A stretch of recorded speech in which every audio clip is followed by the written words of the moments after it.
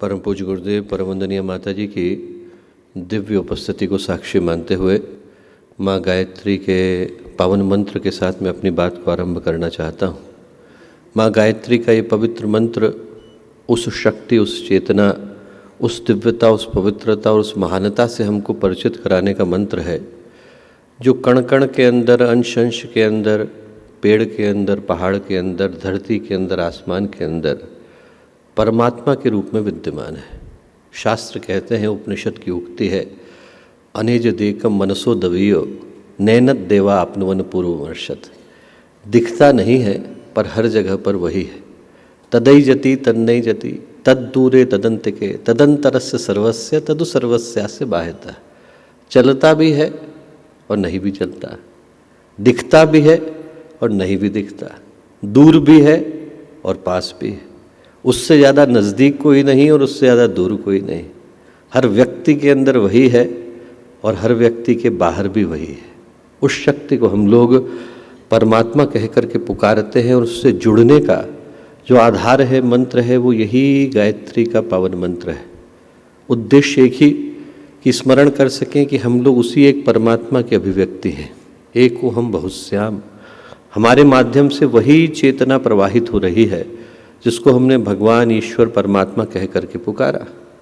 केनोपनिषद की बड़ी प्यारी कहानी आती है। कहानी आती है कि देवासुर संग्राम में जब देवताओं को विजय मिली तो उनको मन में लगा कि हम ही सर्वशक्तिमान हैं। उनके इस दंभ को नष्ट करने के लिए परमात्मा प्रकट हुए। बहुत प्रकाश से भरे यक्ष पुरुष को जब उनने देखा तो उनके मन में प्रश्न आया, कौतूहल हुआ कि ये शक्ति कौन है, हमसे भी ज़्यादा शक्तिशाली लग रही है। उनने सबसे पहले अग्निदेव को भेजा, आप पता करके आइए कि वो कौन है। अग्निदेव ने अपना परिचय दिया, मैं अग्नि हूँ, जात वेदा मुझे कहा जाता है। इस संसार में ऐसा कुछ नहीं जिससे मैं अपरिचित हूँ, हर जगह पर मैं ही हूँ, हर जगह पर मेरी ही उपस्थिति है, उसी का आभास है। आप कौन है? उस यक्ष ने पूछा, उस दिव्य पुरुष ने पूछा कि मैं कौन हूँ ये तो मैं बाद में बताऊंगा, आप क्या कर सकते हैं ये पहले बताइए। बोले, संसार में ऐसा कुछ नहीं जिसको जला पाने की शक्ति, सामर्थ्य मेरे पास ना हो, हर चीज़ को जला सकता हूँ। उनने कहा, अच्छा, छोटा सा घास का तिनका लिया, धरती पर रखा, इसको जला के दिखाइए।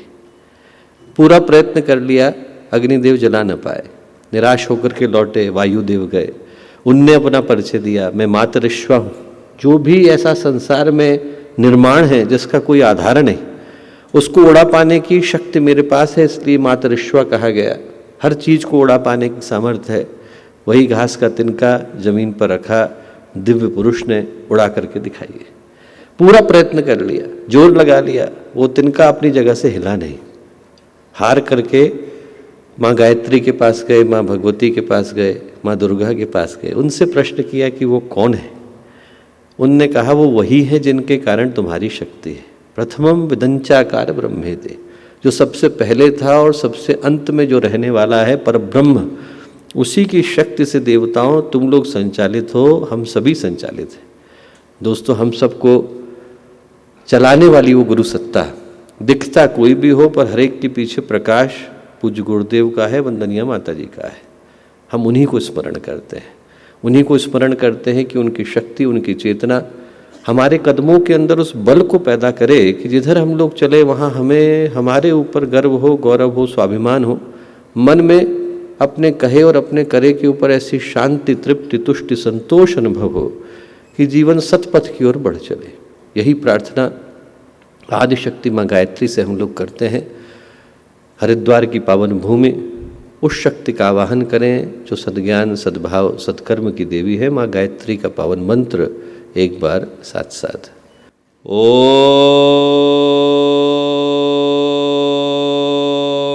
भूर्भुवः स्वः तत्सवितुर्वरेण्यं भर्गो देवस्य धीमहि धियो यो नः प्रचोदयात्।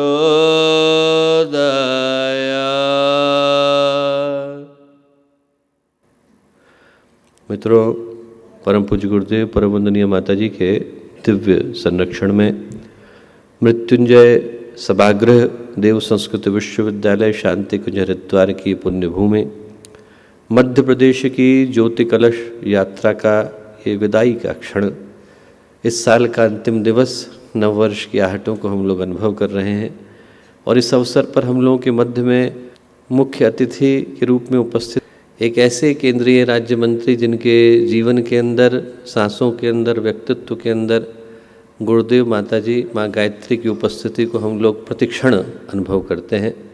आज के कार्यक्रम के मुख्य अतिथि आदरणीय श्री दुर्गा प्रसाद भाई साहब, यहाँ उपस्थित गायत्री परिवार के सभी सम्मानित कार्यकर्तागण, मध्य प्रदेश के कोने कोने से आए सभी हम लोगों के अपने भाई बहन, प्यारे भाई बहनों, प्यारे मित्रों, आज जब हम लोग यहाँ हरिद्वार की पावन भूमि पर आकर के एकत्रित हुए और आप लोग मध्य प्रदेश से चल कर के आए, भगवान महाकाल की भूमि, ओमकारेश्वर भगवान की भूमि, माँ नर्मदा की, माँ ताप्ती की भूमि, उस पवित्र भूमि से जब आप लोगों का आगमन हुआ, जिसने शौर्य के, पराक्रम के, साहस के एक से एक बढ़कर व्यक्तित्वों को पैदा किया, विक्रमादित्य की भूमि, राजा भोज की भूमि, देवी अहिल्या की भूमि, रानी लक्ष्मीबाई की भूमि, उस भूमि से जब आप लोगों का आगमन उस भूमि पर हुआ जो गंगा के अवतरण की, हिमालय के प्राकट्य की भूमि है, सप्त ऋषियों की तपोभूमि में हम लोग आकर के बैठे,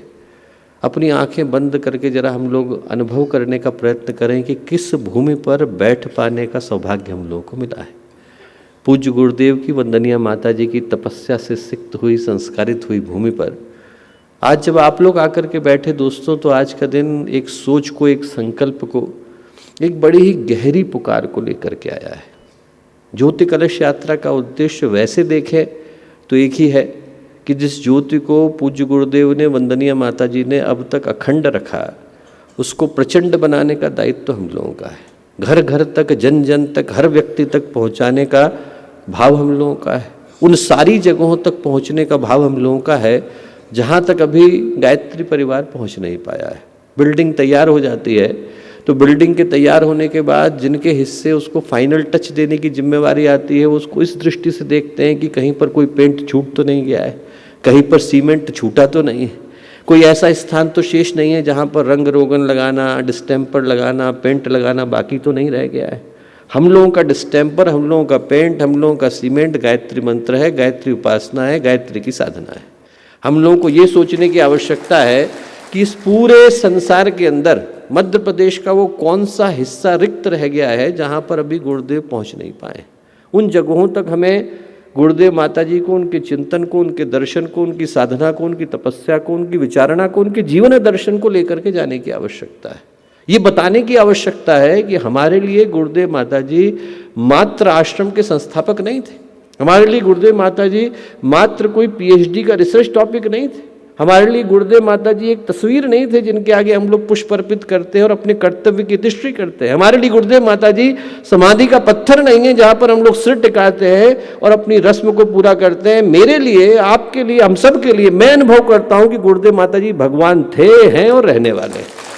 उस सत्य को लोगों तक पहुँचाने की आवश्यकता है। हजारों लोग हैं दोस्तों जिनके कान अभी तक इस भाव को छूने से वंचित रह गए, छूट गए।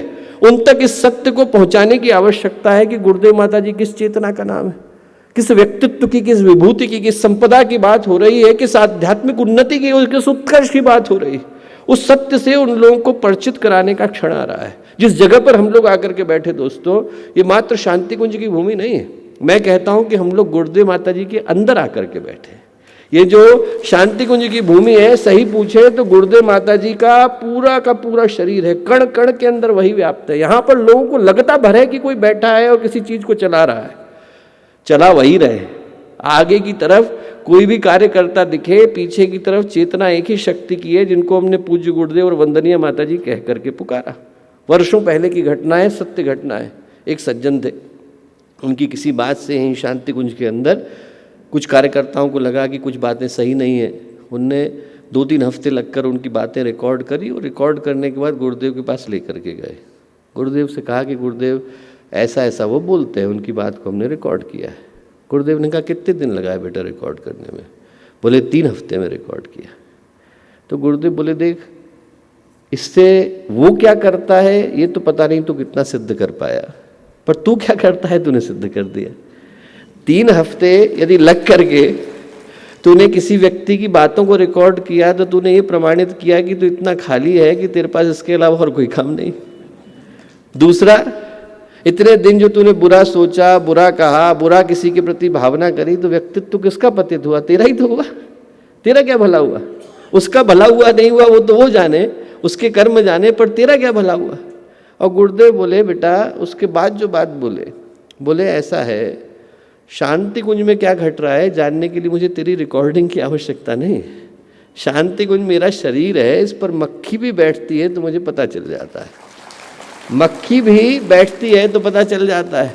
हम लोगों को अपनी विश्वास की आंखों को खोलने की आवश्यकता है दोस्तों। कण कण में वही व्याप्त है। इस जगह पर उनकी चेतना के अलावा और किसी की उपस्थिति नहीं है। हम लोगों को उस प्राण चेतना को जन जन तक पहुंचाने की आवश्यकता है। इस संसार में सबसे बड़ी यदि कोई शक्ति होगी तो मैं वो पूज्य गुरुदेव और वंदनीय माता जी को मानता हूँ। कहने को धरती बड़ी है, 13,000 किलोमीटर बड़ी है, इससे बड़ा व्यास नहीं, पर भगवान सूर्य हमसे बड़े। एक भगवान सूर्य के अंदर 10 लाख पृथ्वियाँ समा जाती हैं। 1 मिलियन अर्थ कुड बी समेटेड इनटू 1 भगवान सूर्य, एक के अंदर आ जाएंगे। पर भगवान सूर्य भी सबसे बड़े नहीं है। बगल के सौर मंडल में आप चले जाइए, वहाँ पर आर्कटुरस नाम का तारा है, उसके अंदर 25 भगवान सूरज समा जाते हैं, पर वो भी सबसे बड़ा नहीं है। कैनिस मेजोरिस का नाम सुनिए तो कैनिस मेजोरिस के अंदर 1.3 खरब सूर्य समा जाते हैं, पर वो भी सबसे बड़ा नहीं। टोन 618 जो ब्लैक होल है दुनिया का, पूरे ब्रह्मांड का सबसे बड़ा, उसके अंदर 150 ट्रिलियन सूरज समा जाते हैं। एक सूरज के अंदर 10 लाख पृथ्वी, और एक टोन 618 के अंदर कितने? 150 ट्रिलियन सूरज। आप सोचिए उतने सारे हजारों खरबों के बीच में हम लोग कहाँ बैठे हैं? धरती के छोटे से तिनके के रूप में बैठे हैं, इतने छोटे से हिस्से के अंदर। हर बड़े से बड़ा कोई ना कोई है, और जो सबसे बड़ा है उसको मैंने पूज्य गुरुदेव और वंदनीय माता जी समझ करके पुकारा।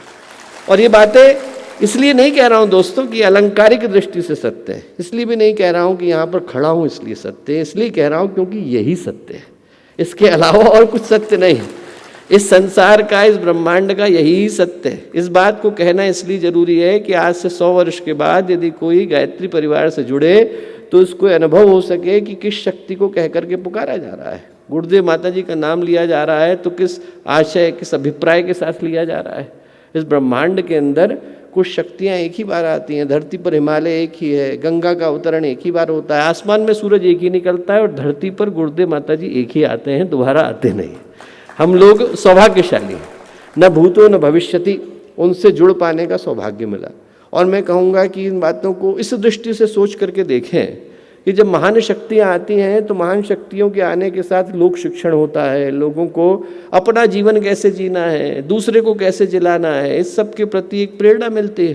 पर यदि आप ध्यान से सोच करके देखें, ध्यान से सोच करके देखें, तो आप पाएंगे कि ऐसे व्यक्तित्व कम हैं जिनने किसी बात को कहा, दूसरे ऐसे व्यक्ति कम हैं जिनने कहा भी लिखा भी, तीसरे ऐसे व्यक्ति कम हैं जिनने कहा भी लिखा भी और बोला भी, तीसरे ऐसे लोग कम है जिनने कहा लिखा बोला और करा, अपने जीवन में उतारा।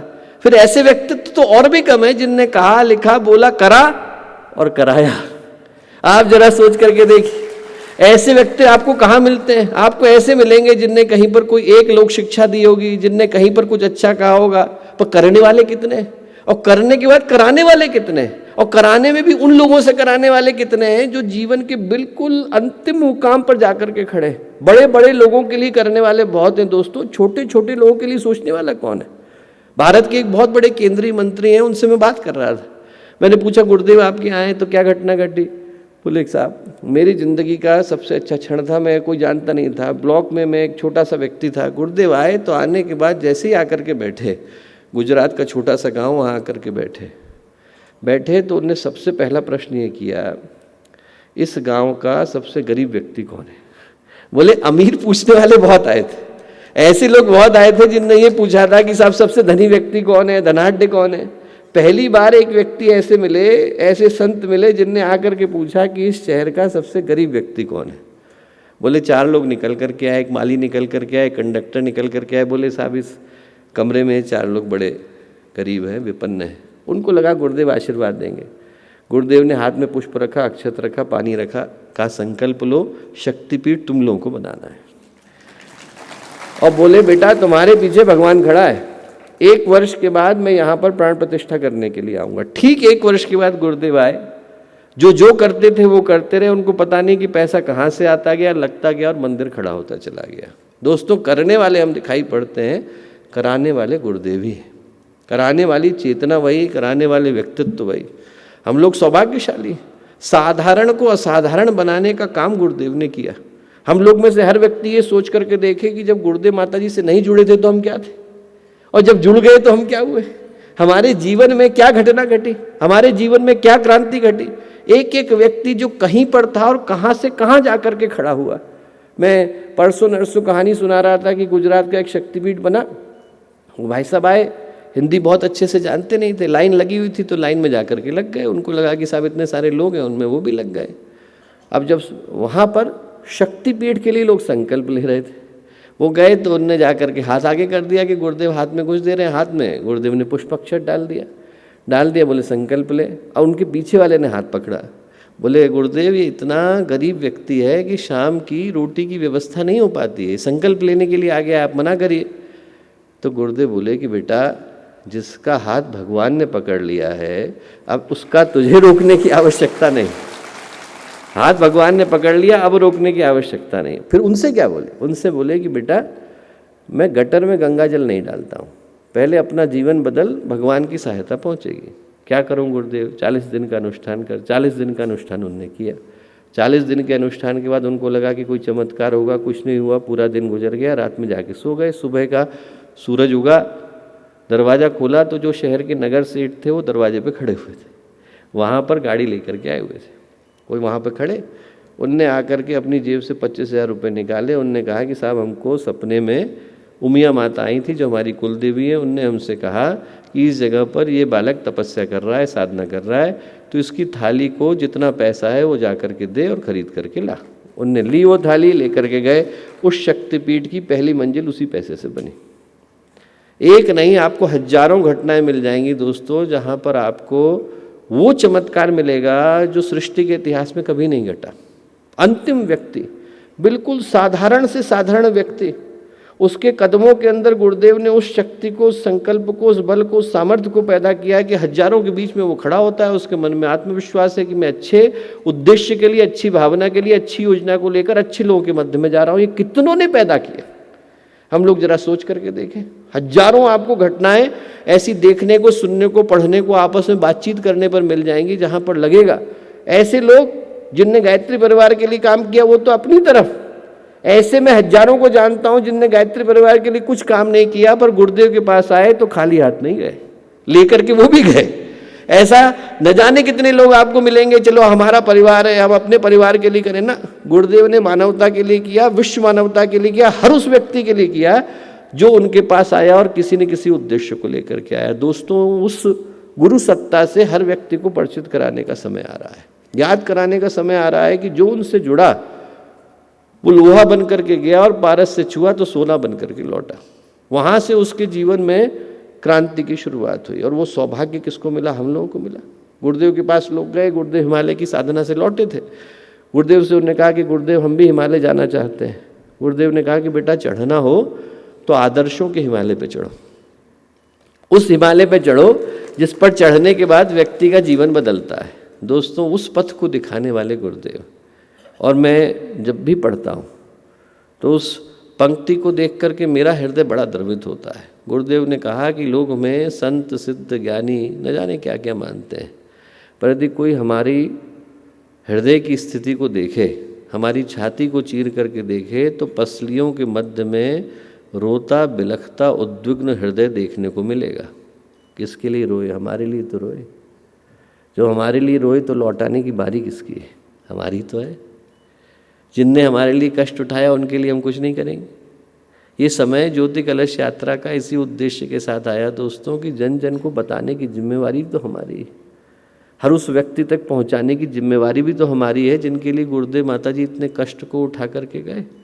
लोगों को बताने की आवश्यकता है, लोगों तक इस संदेश को पहुंचाने की आवश्यकता है कि भारत के, आधुनिक भारत के इतिहास में सबसे बड़े संगठन को बनाने वाले कौन? गुरुदेव। एक ऐसा संगठन बनाने वाले कौन जिसमें नर और नारी एक समान है, जाति वंश सब एक समान है, मानव मात्र एक समान है, कौन? गुरुदेव। गायत्री परिवार की स्थापना, महाकाल के अंशधर, इतने सारे साहित्य को लिखने वाले, इतनी बड़ी साधना को करने वाले, इतने बड़े संगठन को खड़ा करने वाले, इतने बड़े दर्शन को देने वाले, वैज्ञानिक अध्यात्मवाद से लेकर आध्यात्मिक साम्यवाद और आध्यात्मिक मानवतावाद से लेकर एकता, समता, शुचिता, ममता, न जाने कितनी कितनी धाराओं को देने वाले गुरुदेव माता जी। ये समय दोस्तों हमारे को पुकारता ही नहीं आया, हम लोगों को झकझोरता भी आया। 2026 आ रहा है और ऐसे समय में दोस्तों हर उस व्यक्ति तक गुरुदेव माता जी की चेतना को पहुंचाने की आवश्यकता है जहां तक वो आवाज़ पहुंची नहीं। हम लोग शांत होकर के सिर्फ पुकार को सुनने का प्रयत्न करें। पुकार ये पुकार लेकर के आ रही है कि हर व्यक्ति तक गुरुदेव और माता जी को पहुंचाने की आवश्यकता है। ज्योति कलश यात्रा का सीधे सरल स्पष्ट शब्दों में अर्थ यही। 4 तरीके के कार्यकर्ता गायत्री परिवार के अंदर है। एक तो वो है जो बिल्कुल सक्रिय हैं, जिनकी सांसों के अंदर गुरुदेव माता जी निवास करते हैं। गायत्री माता के अलावा उनको न कुछ समझ में आता है न कुछ समझ में आएगा। उनको पकड़ने की आवश्यकता है जो कभी सक्रिय हुआ करते थे पर अभी किसी कारण से निष्क्रिय। वो जो दूसरा समूह है उनको आगे लाने की आवश्यकता है। और विभिन्न कारणों से व्यक्ति निष्क्रिय हो जाता है। कभी जगह बदल गई, कभी परिवार बड़ा हो गया, कभी जिम्मेवारियां बदल गई, कभी कोई भावना की दृष्टि से चीज़ जो है वो दिल को छू गई। सक्रिय लोगों को उनको पकड़ने की आवश्यकता है जो कभी सक्रिय थे पर आज निष्क्रिय हो गए। एक ग्रुप उन लोगों का है दोस्तों जिनके माता पिता बड़े सक्रिय हुआ करते थे पर बच्चे कहीं बिछुड़ गए, विभिन्न कारणों से बिछुड़ गए। कभी पढ़ने के लिए चले गए, कभी कहीं चले गए, कभी उनकी जॉब लग गई, कभी जिम्मेवारी कहीं और चली गई। हमारे जितने युवा भाई बहन हैं उनसे मैं एक ही चीज़ कहूँगा कि वो ये करके देखें कि वो अपने पास के जितने परिजन हैं उनके सिर्फ भाई बहनों को साथ लाने की प्रयत्न करके देखें, उनको लाने की कोशिश करके देखें और उनसे कहें कि जो आपको समझ में आता है वो आप करो। गायत्री परिवार अकेला गुरुदेव ने ऐसा बनाया जहाँ पर हर व्यक्ति के लिए खड़े होने की जगह है। आप योग करना चाहते हो करिए, आपका आयुर्वेद करने का मन है करिए, आपका साधना करने का मन है करिए, आपको स्वाध्याय करने का मन है करिए, आपको समाज सेवा करने का मन है करिए, आपको महिलाओं की जागृति में रस है वो करिए, आपको पर्यावरण के संरक्षण में रस है वो करिए। ऐसा कोई क्षेत्र ही नहीं है जो गुरुदेव ने नहीं लिया। आप जरा सोच के देखिए, आदमी जो करना चाहे वो करने की स्वतंत्रता, वो करने के लिए पूरी सामर्थ्य गुरुदेव ने दी। और मेरा यही निवेदन होगा कि हमारे जितने युवा भाई बहन हैं वो उन्हीं को लें जो उनके उम्र के हैं और उनके माता पिता का भी सक्रिय कार्यकर्ता हुआ करते थे। फिर उन लोगों को अपने साथ लेने की आवश्यकता है जिनने कभी गायत्री परिवार के बारे में सुना है। गायत्री परिवार नाम सुना है, युग निर्माण योजना नाम सुना है, कभी वो शांति कुंज आए, कभी उनके घर में अखंड ज्योति आती थी, कभी दर्शन में आ गए, कभी हरिद्वार आए थे तो यहाँ पर प्रणाम करके गए। ऐसे जितने लोग हैं उनको बताने की आवश्यकता है। उनके लिए यदि हम हर केंद्र पर एक महीने में सिर्फ 3 घंटे का सत्र करते हैं कि आप हरिद्वार को जानते हैं, पहचानने का काम करिए। आपने शांति कुंज हरिद्वार को जाना है पर अब शांति कुंज हरिद्वार को पहचानने का वक्त है। वहाँ पर आइए आप, 3 घंटे का सत्र हम लोग रख रहे हैं, आप लोग आइए और यहाँ से आप लेकर के जाइए। तो मेरा विनम्र निवेदन होगा कि एक तो हम उन लोगों तक पहुँचे।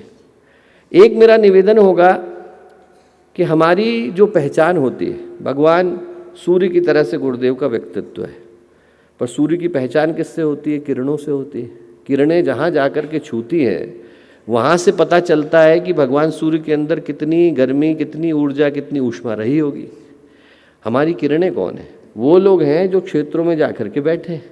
हमारे जो परिव्राजक हैं, हमारे जो शक्तिपीठों के अंदर लोग हैं, उनके पुनः प्रशिक्षण की आवश्यकता है। लोगों ने कभी शांति कुंज से लिया, लेने के बाद वो गए। अब इतने वर्षों में ज़माना बदल गया है, इतने वर्षों में शांति कुंज का तरीका बदला, बहुत सारी दूसरी चीज़ें बदली, उनसे बहुत सारी चीज़ों से जिनसे वो अपरिचित हैं। उसके लिए मेरा विनम्र निवेदन होगा कि हम राज्य स्तर पर कम से कम एक प्रशिक्षण को रखें। वहाँ पर उन लोगों को ज़रूर बुलाएं जो कि अपने अपने क्षेत्र में, एक मध्य प्रदेश की जो सबसे बड़ी खासियत है और सबसे बड़ी खूबसूरती है कि मध्य प्रदेश में लोगों ने क्या किया है कि एक क्षेत्र को लिया और उसमें उनने विश्व स्तरीय काम को किया किसी ने कहा कि हम कन्या कौशल करेंगे, विश्व स्तरीय करेंगे। किसी ने कहा हम पर्यावरण संरक्षण करेंगे, विश्व स्तरीय करेंगे। किसी ने सोचा कि हम स्वावलंबन को लेंगे, विश्व स्तरीय करेंगे। एक एक धारा को लिया और उसको विशेषज्ञता के साथ स्थापित किया। ऐसे जितने लोग हैं, जितने भी हम लोग के, और आधे से ज़्यादा लोग तो यहीं इसी सभागृह के अंदर विद्यमान है। मेरा निवेदन होगा कि जैसे किसी ने विद्या विस्तार को लिया, किसी ने जो है ग्राम स्वावलंबन को लिया, किसी ने जो है शक्तिपीठ, आदर्श कैसा बनना चाहिए, आप जाएं तो वहाँ पर आपको देखने को मिलेगा कि आदर्श शक्तिपीठ का स्वरूप कैसा होना चाहिए, उनके यहाँ जाने पर आपको महसूस होगा। ऐसे न जाने कितने लोग हैं जो अभी इसी सभागृह के अंदर विद्यमान हैं। मैं कहूँगा कि वो लोग जहाँ वहाँ जाकर उन परिव्राजकों को प्रशिक्षित करने का काम करें। कम से कम राज्य स्तरीय कार्यशाला तो उन्हीं के द्वारा संपादित होनी चाहिए। हम लोग कहते हैं कि मेडिकल में डॉक्टर जो होता है, जो पेशेंट देखता है और जो पढ़ाता है, वो दो अलग अलग है। जो पढ़ाता है जरूरी नहीं कि अच्छा पेशेंट देखता हो, और जो अच्छा पेशेंट देखता है जरूरी नहीं कि वो अच्छा पढ़ाता हो। तो जो पढ़ा रहे हैं और जो कर रहे हैं, उसमें सफलता तो उन्हीं की जो एक्चुअल में कर रहे हैं। जब आप उनसे जाकर के सीखेंगे जो एक्चुअल में वहाँ जाकर के कर रहे हैं, क्षेत्र में जगा रहे हैं, तो उसके माध्यम से लोगों को जगह पाना संभव हो सकेगा। तो दूसरा विनम्र निवेदन होगा कि हम हमारे जितने कार्यकर्ता जो क्षेत्र में काम कर रहे हैं उनके प्रशिक्षण की व्यवस्था बनाएं। तीसरा, इस बार एक नया प्रयोग शुरू हो रहा है और अद्भुत प्रयोग शुरू हो रहा है। प्रयोग ये शुरू हो रहा है कि हम लोगों का जो मुखपत्र है पाक्षिक प्रज्ञा अभियान, उसका हम लोग हर राज्य का एक संस्करण शुरू करने जा रहे हैं। अभी तक ये व्यवस्था थी कि केंद्रीय होता था, पर गतिविधियां बहुत सारी बढ़ गई हैं। मध्य प्रदेश अकेली की गतिविधि को ले लें और आप 15-15 दिन में छापें तो वो सारी की सारी एक पत्र के अंदर ला पानी संभव नहीं। तो इसलिए उसकी जो केंद्रीय योजना है वो तो वही रहेगी, पर जैसे समाचार पत्रों में होता है कि हरिद्वार का संस्करण अलग है, आपका देहरादून का संस्करण अलग है, वैसे ही मध्य प्रदेश का अलग संस्करण, उसकी शुरुआत हम लोग आज से ही करने जा रहे हैं। तो एक जो अद्भुत चीज़ शुरू हो रही, पर वो पहुँचेगी तब। आप सोच के देखिए, 2000 लोग तो इसी सभागृह के अंदर विद्यमान है, 2000 लोगों की 2000 गतिविधियाँ तो होंगी। तो एक समाचार पत्र के अंदर ये संभावना ही नहीं है कि 2000 की 2000 को छापा जा सके। तो जब वो ज़्यादा से ज़्यादा लोगों तक पहुँचेगी तभी उस समाचार पत्र को छापना लाभकारी हो पाएगा। तो मेरा निवेदन होगा कि जितने लोग आकर के बैठे हैं वो कम से कम अपने हृदय में इतना संकल्प तो लेकर के जाएं कि हम लोग अपने अपने स्तर पर 10-10 लोगों को सदस्य बनाएंगे, तभी जाकर के ज़्यादा से ज़्यादा लोगों तक पहुँचेगा। तभी उस संस्करण को शुरू कर पाना, चाहे मध्य प्रदेश का शुरू करें, चाहे राजस्थान का शुरू करें, चाहे गुजरात का करें या दक्षिण भारत का करें, वो सफल तभी हो पाएगा जब उसको पढ़ने वाले लोग होंगे। और जो अंतिम मेरा निवेदन होगा वो ये कि इन सारी गतिविधियों के साथ साथ मध्य प्रदेश एक ऐसा अद्भुत राज्य है जहाँ पर आपको एक ऐसी चीज़ देखने को मिलती है जो दिखने को तो अन्य जगहों पर भी मिलती है, पर वहाँ बड़ी खूबसूरती के साथ देखने को मिलती है। वहाँ पर यदि किसी ने एक योजना को ले लिया तो वो दोबारा पलट करके पूछते नहीं। जितने अच्छाई के साथ, जितनी गंभीरता के साथ वहाँ से युवा भाई बहन निकल करके आते हैं, उतना अन्य किसी राज्य से निकल करके नहीं आते। तो हम लोग उस भावना को ध्यान में रखते हुए अगले वर्ष का एक बड़ा ही महत्वपूर्ण राज्य स्तरीय शिविर भोपाल में संपन्न करने जा रहे हैं।